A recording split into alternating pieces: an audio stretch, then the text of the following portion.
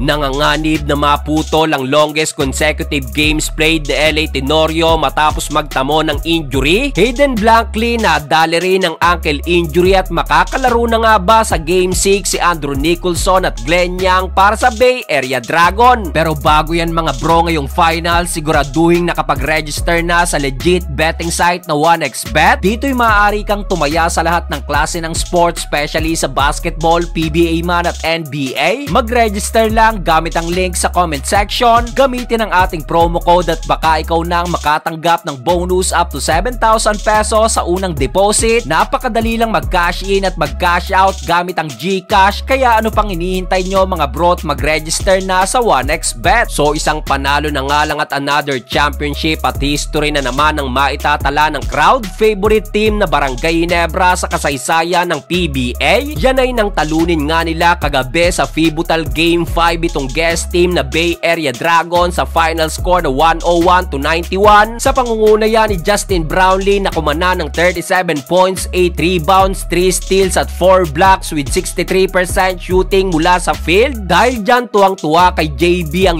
US Ambassador na nanood ng live dahil sa kanyang outstanding performance. Pero ang naging X-factor talaga sa Ginebra itong si Standaman Stanley Pringle na kumana ng 20 points shooting 6 of 9 beyond the arc. Dalawang 3-pointer dyan ay ang nagtuldok sa nearly comeback ng Dragon down the stretch, kung saan literal na nag-step up si Stanley Pringle dahil simula pa lang ng third quarter nakaramdam na ng groin injury itong si The Ironman LA Tenorio. Matapos yun hindi na nakabalik pa sa LA at ngayong araw nakatakdang sumalang ito sa MRI. Kung mamalas-malasin, posibleng hindi na ito makalaro pa sa remaining games ngayong finals dahil 4 to 8 weeks nga ang pinakamabilis na recovery time ng groin injury. Kung mangyari man yan, dito na mapuputol ang longest consecutive games played ni LA sa kasaysayan ng ating liga. Pero ayon sa kanya, malayo naman daw sa bituka, but let's see sa Game 6 dahil malaking bagay si LA sa rotation ni Coach Tim Cone. Buti na nga lang at pumutok si Stanley Pringle kahit hindi 100%